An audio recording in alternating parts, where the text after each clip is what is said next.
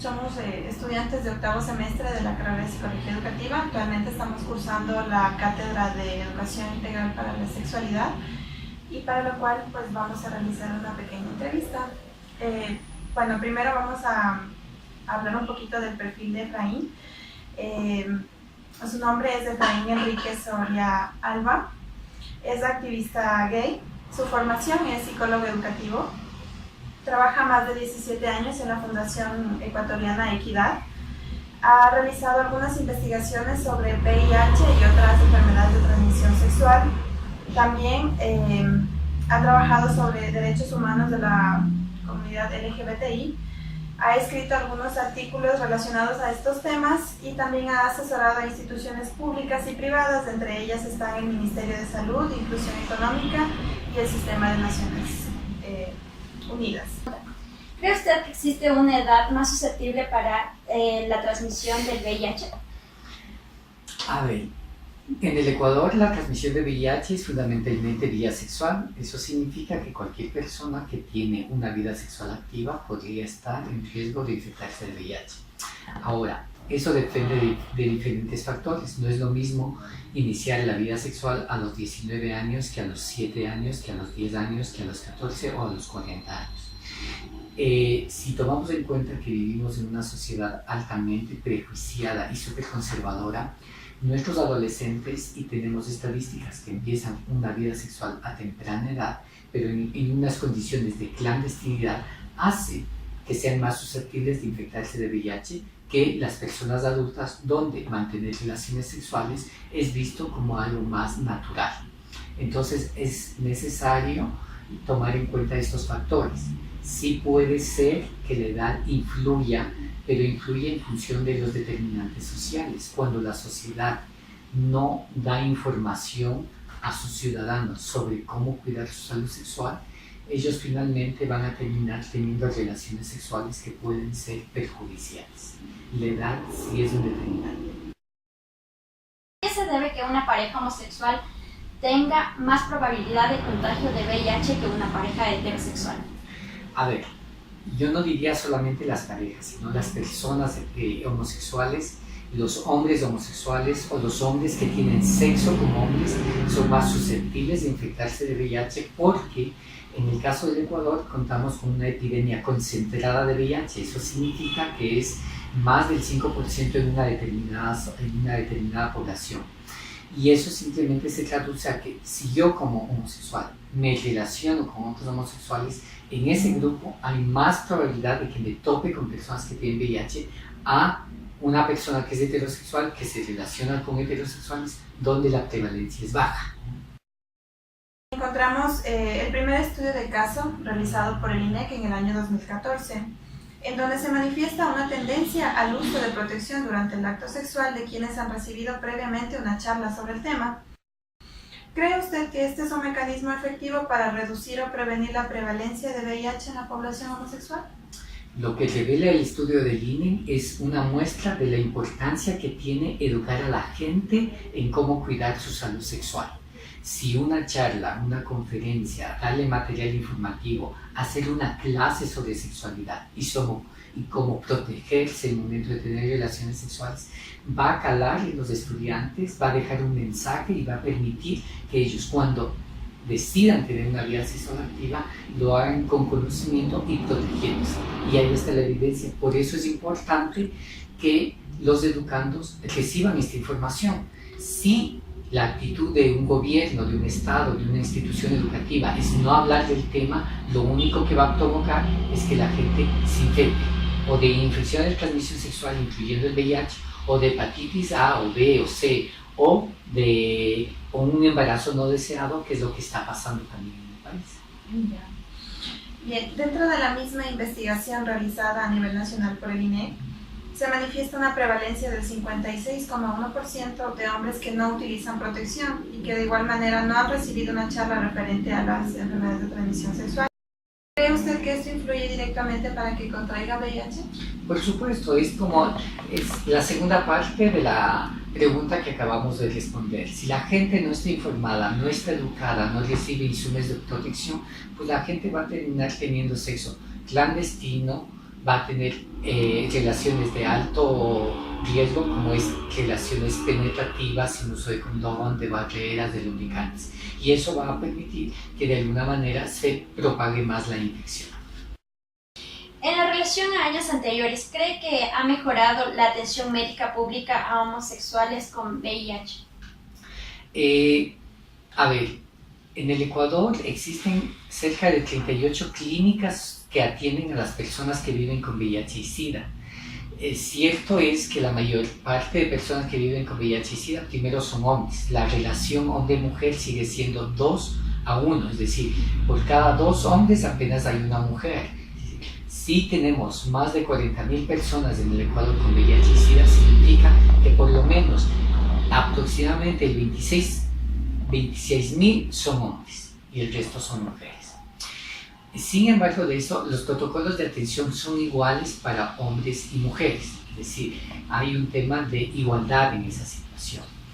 Sí ha mejorado un poco en el sentido de que ya no existen rupturas de stock, se han aumentado más clínicas, pero todavía no es suficiente. Es necesario trabajar. A veces la atención a las personas viviendo con VIH, a los hombres o a las mujeres, se centra solamente en controlar que el virus no se reproduzca más en la persona, que su sistema inmunológico esté apto, esté en buenas condiciones, pero se descuidan otros aspectos muy importantes que tienen que ver con la salud, y es, por ejemplo, el efecto de los antirretrovirales en la persona, cuáles son otras infecciones oportunistas o efectos colaterales productos del mismo tratamiento. Entonces, hay una mejoría, pero se necesita hacer mucho más.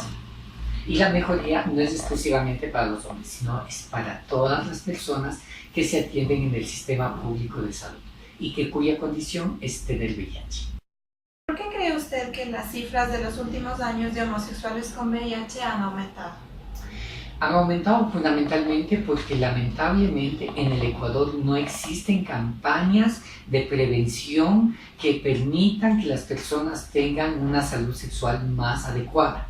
No existe acceso fácil a barreras de protección como los condones y los lubricantes. No existen programas de atención, de educación, de entrenamiento a las personas para cuándo iniciar su vida sexual y iniciar esa vida sexual en condiciones óptimas. Si no hay ese trabajo, pues difícilmente la gente se entera. No ha habido un trabajo con los medios de comunicación no han emitido mensajes positivos sobre el tema de la prevención. Los sistemas educativos no tienen incluido en sus currículos educativos el tema de trabajar un tema de sexualidad desde un punto de vista de los derechos humanos, desde la ciencia y la tecnología, que hable acerca de estos temas.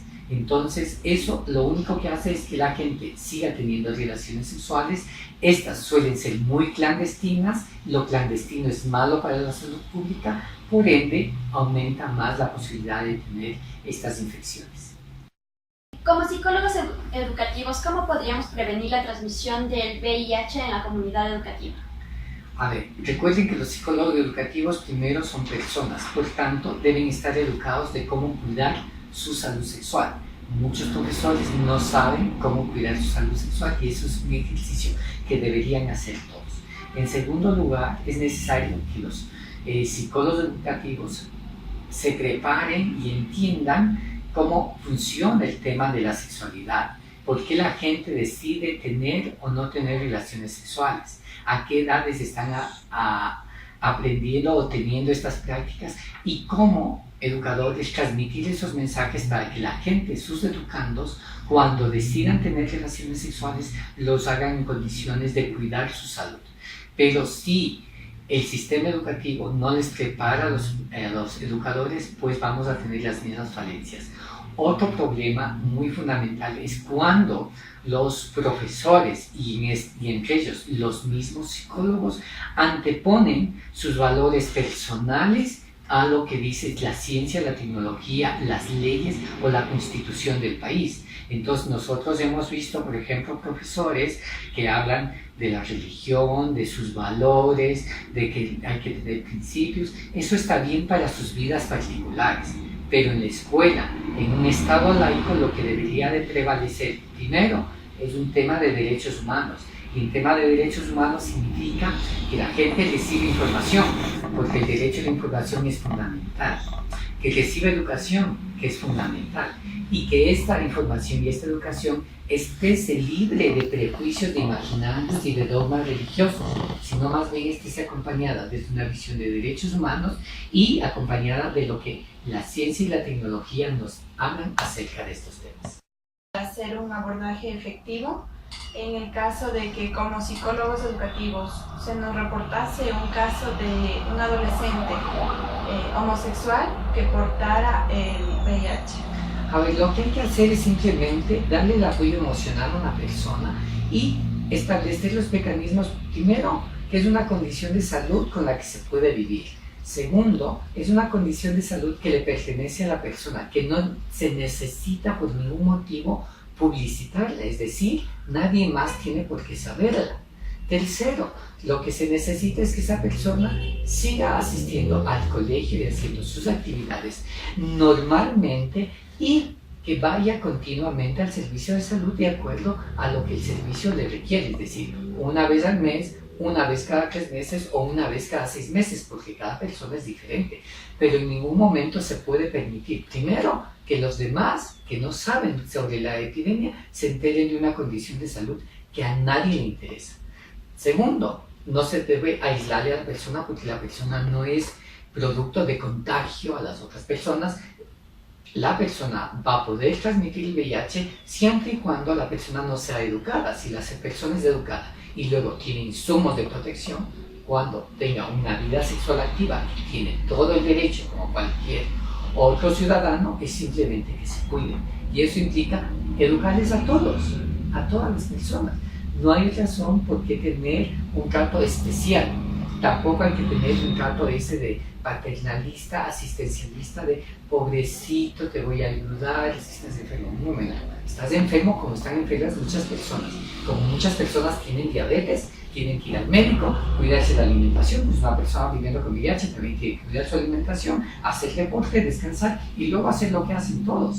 No tiene que haber un trato preferencial. Pero cuando la comunidad educativa sepa que hay una persona que tiene VIH, hay que tomar las medidas para que esa persona no sufra estigma, discriminación, señalamiento, no sea objeto de maltrato. Y eso puede evitar la autoridad con que las autoridades se capaciten, que hagan programas de prevención del bullying por su condición de salud, etcétera, etcétera. Ya. Eso es todo. Muchísimas gracias, Efraín. Una vez más, te damos las gracias por la apertura y la acogida para podernos ayudar con esta entrevista, y también creemos que es de una ayuda muy útil, ya que más allá del conocimiento teórico también es la experiencia que nos va a ayudar en nuestra formación como futuros psicólogos.